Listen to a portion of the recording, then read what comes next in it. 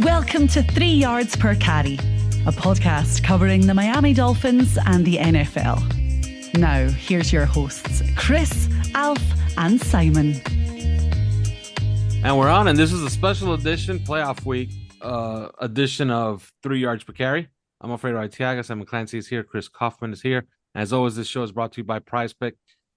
Use promo code 5, F-I-V-E, and you get $100 if you deposit $100. It's a one-time rollover, which means it's a match bonus, which means if you bet it through, they give it to you. So in other words, it's a free $100. Take it. Promo code F-I-V-E. All right. Mike McDaniel had a press conference today, and it was consequential because he right away ruled out Tua Tagovailoa for the playoff game on Sunday. He will not play. He also revealed that Raheem Mostert has not been ruled out, and Teron Armstead is working to trying to play in this game, and we'll get to those. But first, we're going to talk about the quarterback, and I don't know who wants to go first, but I guess you'll go first, Simon. It's disappointing, but kind of expected, although that wasn't how it was going. I would say it wasn't how the feel was coming down, because the line had moved from 11.5 all the way down to 8.5. The line's back to 13, by the way.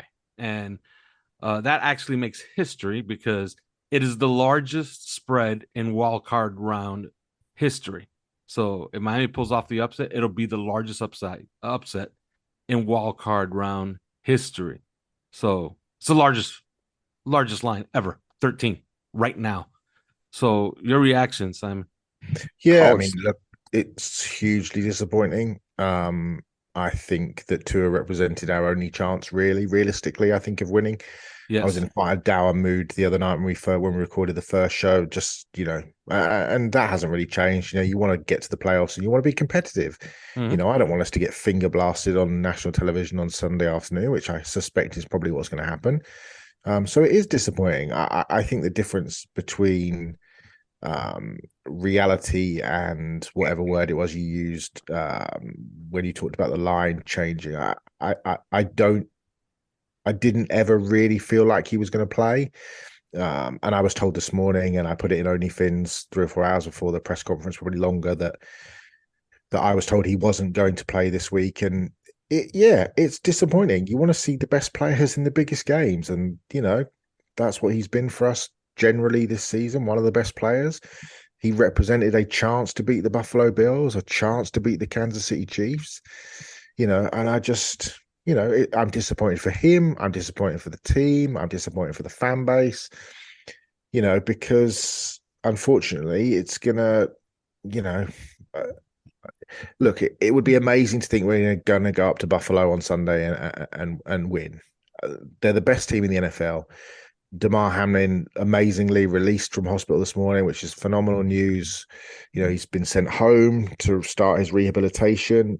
I suspect strongly he'll be at the game. The emotion in that stadium will be unbelievable, as it should be, as they have a right to be. It's an incredible story, and we're all incredibly happy. But that just adds to the, whatever it is that we're up against. And, even with Tua in, it was going to be a hell of a stretch. You go back and look at the Pittsburgh game, Chris, don't you? And, he had the great first drive, but then looked a little bit rusty. And, you figure he was going to be rusty even if he came back on and played this Sunday against Buffalo. But with him, there was a chance. There was a representation of a chance to win a game. I think, the 2 games we played them this season, I think we lost 51-49 or whatever the points total is. So 51-50.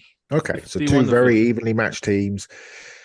We both know what the other does well. We both know what the other's weakness is. We've beaten them once this season. They've beaten us. Both games incredibly close. So, it was an opportunity, Chris, wasn't it, to think like we could do something? Because, look, we're, no matter how much of us moan about stuff, and I do my fair share of that, but, you want us, we just want to win games. I want to, I've been a Dolphins fan since 1984. I've won AFC championship game in all that period of time. Four wins in the playoffs, maybe. I think 5 wins in the playoffs, something like that. The best playoff win I've ever been a part of as a fan was when we beat the Kansas City Chiefs 17-16, when Dan Marino beat Steve DeBerg and Nick Lowry missed a 51-yard field goal at the gun. That was what, 1990? 1980? Yeah. I That mean, was 1990. Yeah. I was still at secondary school. I was still at high school when that happened. I'm going to be 50 next year. There was a better one. But it's true. Your memory is failing you a little No, bit. I mean Simon. that's my favorite Okay. game. That's my favorite game. I listened to it Okay. on the Armed Forces radio. I remember lying in bed. I remember the comeback because we were down 16-3, and I was lying on my bed, and then we started the comeback, and I just thought I couldn't move. I needed a wee, couldn't move. If I moved, it was going to be bad luck. We scored the touchdown. Mark Clayton beat Albert Lewis in the corner. Al Michaels says, mano y mano, Lewis against Clayton, two of the best. They punt down to the goal line. We start a big throw Marino to Ferrell Edmonds, the big tight end, to get the drive going. I think was it Keith Byers scored the touchdown to put us up 17-16. They drive into field goal range. They get a penalty, a false start penalty that moves them back 5 yards. Lowry's just inches short. We win 17-16. It's a great but like I was in high school, and I'm going to be 50 years old next year, and that's sad. That's the hundreds, thousands of hours that the three of us have put in, not only into this podcast, but being fans and contributing on websites and watching games and the draft and all that stuff. And we get punched in the face year after year. And, when the quarterback who's played really well at times this season can't play in the biggest game, the playoff game, and your chance of doing something special goes, it's upsetting. It makes me unhappy. It makes me depressed to think that, I don't want to be a laughing stock on Sunday. We've got good players. We got, the players that are out there aren't going to roll up into Buffalo and get their bellies rubbed by the Bills. They want to win. They're professional sports people, but the hill is a steep one, Chris, isn't it? I mean, the hill is a steep one. My biggest. Let me give you mine first, because and you could go on, Chris, here in a second. But a couple of years after that, it was my favorite moment as a Dolphin fan, because it was the only time that I looked at the team and I said, they're going to the Super Bowl. And not only are they going to the Super Bowl, nobody's going to beat this goddamn team. And that was in 1992. It was 2 years after that year where they had just acquired Keith Jackson. They beat the Bills in a showdown game in Buffalo, 37-10. Okay? But they make it all the way to the last game of the season, and they're playing a putrid New England Patriots team. But all they needed to do was just win. And the Buffalo Bills actually needed the Dolphins to lose to an awful Patriots team and needed to win to get into the playoffs. And I remember watching that last game, because back then they didn't put them at the same time. They put one at 1 o'clock, one at 4 o'clock.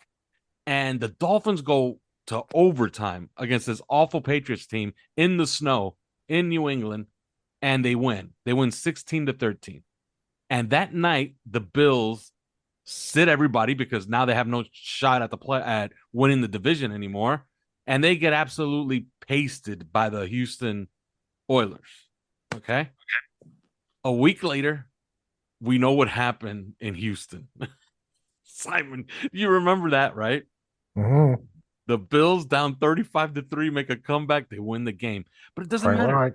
Doesn't matter. The Dolphins have home field advantage throughout the playoffs, and they're hosting the Chargers. They beat the Chargers 31-0 in the divisional round. They absolutely paced the Chargers. And now the stage is set. It's the AFC Championship game. It's the Dolphins and the Bills. I looked it up. The Dolphins were 7-point favorites at home against the Bills. They're arch rival. They lose 29-10.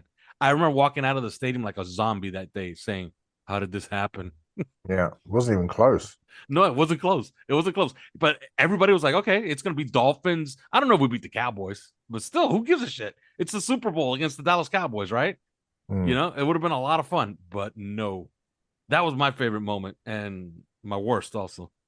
All right, go ahead, Chris. Your reaction to the news today, the disappointing news today. Well, the bigger surprise was almost that he wasn't ruled out Monday. I think that we talked about that. Simon and I we're heading into that press conference on Monday. We're like, there's at least a 50% chance that Mike McDaniel gets in front of us right now and just shuts him down for the whole week, which, even if some miracle happened, it would be suggested that he's basically shut down for the season, the playoffs, everything. But they didn't. They took it kind of day to day, and then you're getting kind of some you're getting line movements and stuff like that, and some things that we're hearing on background that were positive, I guess, a little bit on the optimistic side. But overall, it didn't feel like basically he wasn't close last week, and it felt like if he was suddenly going to practice and play this week, he would have needed to be close last week, and he wasn't. He wasn't even with the team, and so that's too much of a shock. I think it was naive of us to hope or think that that the NFL league doctors who are part of the process of progressing guys through the concussion protocol, they have to sign off essentially on each step as you go through the protocol. It's a little bit naive of us to think that we're going to rush him. We're going to be able to get them to go through the 24-hour by 24-hour by 24-hour steps to essentially rush him through to the game, considering the circumstances around this and considering where he came from, which was, I think he worked out maybe Monday morning. It's sort of a strenuous workout. I believe Mike McDaniel mentioned something about it. I saw him working out. He looked like he'd broken, quite a sweat or something like that. I don't think that had happened before then. And it's kind of naive of us to think that, that's the first time he's going to do it. And then we're going to go 24 hours step 2, 24 hours step 3, 24 hours step 4, 24, you know what I mean? And especially with all of the angst surrounding this whole circumstance with Tua this year. I think the Dolphins got the disappointing news that that he's not able to progress through, even though he had no setbacks and things were generally positive. So it was disappointing in a way, but it should not have been unexpected.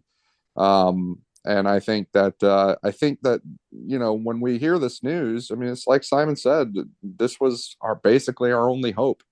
Our only hope outside of this is some completely ethereal mojo thing surrounding division opponents in the playoffs. And that is a well documented phenomenon where, hey, you would think that in the playoffs, the home team, the guy that's favored, win a lot of games, right? I mean, I'm not talking about against a spread. I'm talking about outright win, right? And the fact of the matter is, these division rivals, when they play in the playoffs, they kind of go one way. They break either way. It's kind of random. And I think Deion Dawkins of the Bills was just talking about it. Yeah. And he's like it's like going on a third date with somebody. He's like, by now you should pretty much know whether they prefer lemon drops or Shirley Temples, and so, there's a lot of familiarity. And I think because of that familiarity, that third game can really break a surprising way. And that was our only hope, or that is our only hope. It's a huge spread. It's a college spread, really. And the only hope is that something weird happens. The fact that these two teams are so familiar, these sets of coaches are so familiar with one another, and one set of coaches, managed to zig where the others zagged. I think that's really the only hope. You're almost like, can we get some sort of wildcat game here?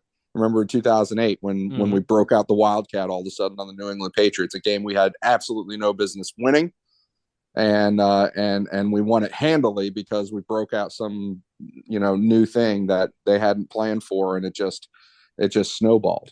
That's the only thing that we've got. And so Tua represented the only realistic hope that isn't just magical thinking, and that's very disappointing. I can see why everybody is basically in a glass case of emotion right now. Yes. And that's what we are. That's what we're doing. But I think that one thing I do take from this week though is if the miracle were to happen, and everybody laughs, but there is a reason you play the game. Other than just mark an L on a piece of paper and save everybody the time. There's a reason you play the game. But if the miracle happens, I would take from it that this week Tua did seem close. And so if we are heading into Kansas City next week, I'd say there's a fair chance that Tua might be approved and playing in that game. Yeah. But it's neither here nor there because you have to get through the Buffalo Bills in Buffalo in the playoffs when they're going to be amped up, and playing at the top of their game. Mm-hmm. And reasonably healthy too. And we're just not, and reasonably healthy, and we're neither reasonably healthy nor playing at the top of our game. So I woke up this morning and I was plotting the demise of Teron Johnson, and I'm never gonna get that hour back the rest of my life. That hour is wasted. It is, it's tears. It's tears in the rain. As I even had my own. That was a pretty good battle cry, right? Turn Teron into dust. Yeah, well, it's too bad. But I will say this, and I will every now and then drive the hope train for the Miami Dolphins just to see if I can. And what I'll say is the defense, the number one defense in the NFL over the last 3 weeks of the season, as far as total yardage is concerned, is actually the Miami Dolphins. And that shocks the hell out of me considering they're just been absolute trash for most of the year. Right. And so you look at the defense over the last 3 weeks, they were playing the Patriots. Yeah, they were playing the Jets. And I know people are like, oh, that's third string Joe Flacco Jets. Well, Joe Flacco might be their best quarterback because they have, but anyway, they're the top defense in the NFL over the last 3 weeks, which isn't really saying a ton. I get it. But at the same time, we know from last year that this defense was streaky as hell. They went from the worst defense in the NFL, for 7 games or whatever it was, to the best defense in the NFL for the next 9 games. And we ended up winning and going on a ridiculous win streak. So if you're looking for hope, it's a different kind of hope. It's not a Tua hope. It's not Tua throwing bombs to Tyreek Hill and Jalen Waddle and everything like that. It's actually just like, are we going to sit there in this game and it's like late in the third quarter and somehow the Bills have let us hang around and they've only scored like 17 points or something like that? You know what I mean? Yeah. And then something happened. What happened? I've seen the Minnesota. I remember this game. I remember a game where the Minnesota Vikings and Giants played one another, and one of them was heavily favored and clearly outplaying the other. But then the other had like 2 return touchdowns, like a interception return touchdown and a punt return touchdown. They won the damn game. It was like 17-14. Otherwise they could only muster three points of offense, but they won the damn. That kind of shit happens in the NFL. And we're gonna talk about it tomorrow when we preview the game, but. Yeah, they're gonna need luck that they haven't had. And there was a moment in that Jet game that reminded me of this. There was a pass that Flacco threw over the middle. Garrett Wilson is a world-class athlete, really good wide receiver. This pass just bounced off of his hands, completely off of his hands, and it fell at Javon Holland's feet. Now, why couldn't that pass hit Javon Holland in the chest, and he runs it back for a touchdown, and the game is iced? With 5 minutes to go. And stuff like that. But also remember, we talked about it just in the last podcast.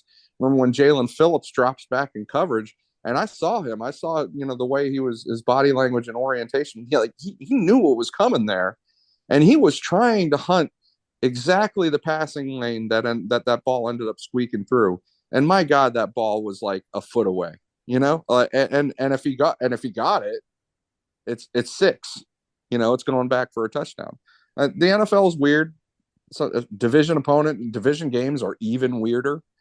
That's really our only hope at this point. And yes, it is kind of magical thinking, but that's what we're left with, unfortunately. All right, let's close with this. Mike LaFleur relieved of his duties or mutual parting of the ways. Pro Football Network is reporting that members of the Jets front office believe it was a failure of Mike LaFleur to develop Zach Wilson. I don't know. I'm pretty sure Tony Pauline has his sources, but I would say that those front office people are just stupid. Okay. A guy's either good or not. Okay. Failure to develop. I don't understand what that means. With a quarterback in his second year, he's either good or he's not. You have something to work with or you don't. I'll ask you first, Simon. I don't know. Well, you can elaborate if you want, Simon, if you want, but do you see a future of Mike LaFleur here in Miami?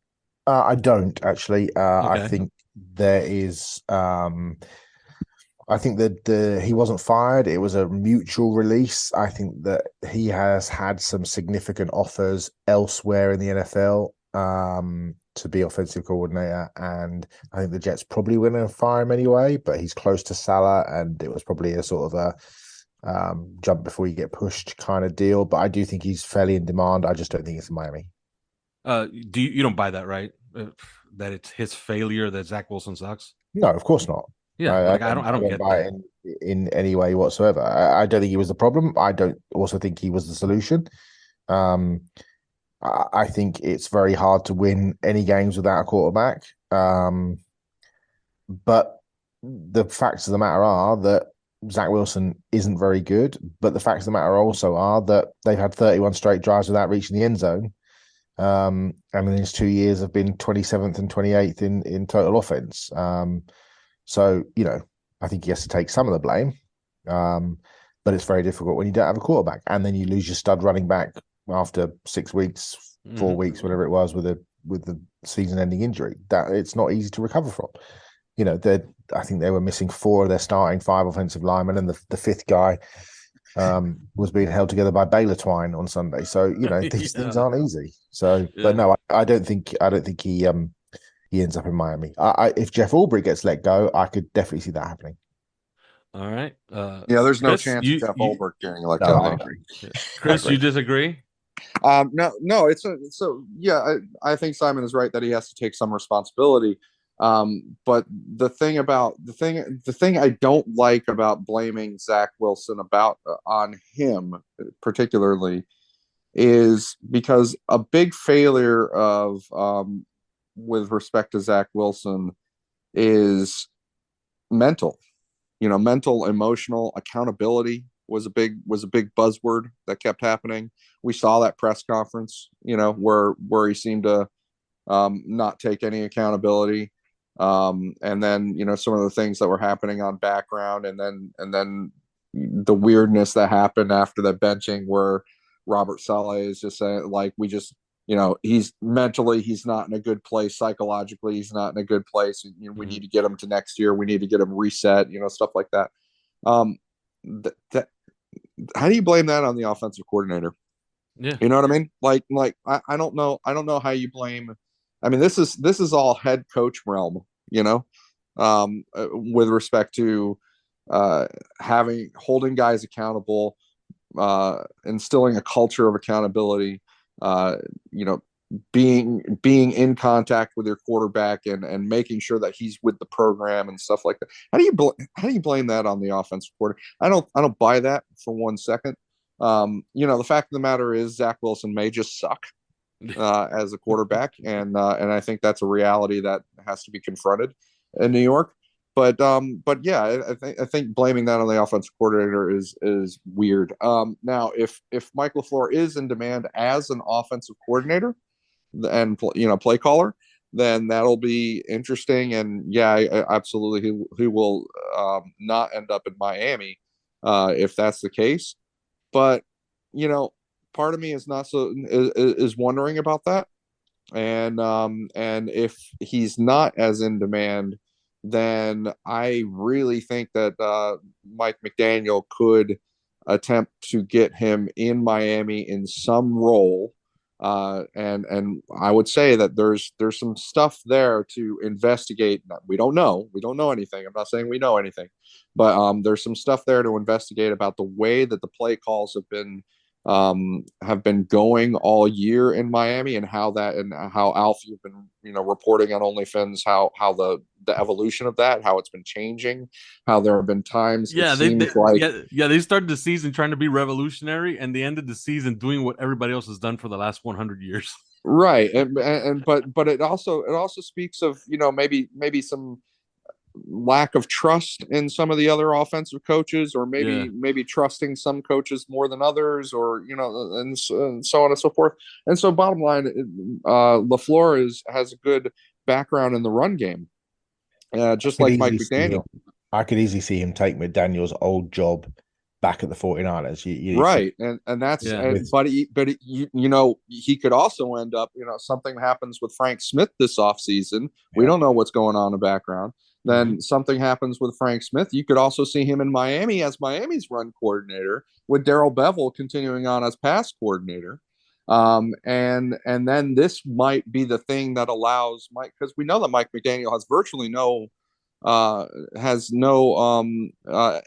influence on the defensive side of the ball, right? He doesn't do anything on the defensive side of the ball. This might allow Mike McDaniel to focus on the entire team and not just the offense, if he had more coaches with a higher trust factor on the offensive side of the ball. It's just something to think about and bat around in your head. I'm not saying it is happening, but it is something. It is definitely something that we have to keep in mind, because these two are really good friends, and the respect between them is just extremely high.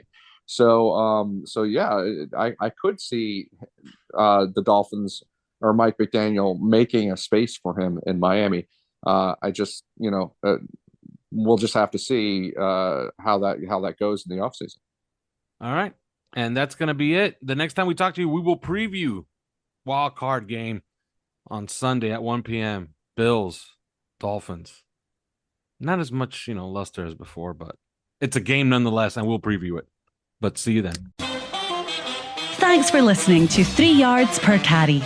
You can subscribe via iTunes, on Podbean, or your usual podcast provider.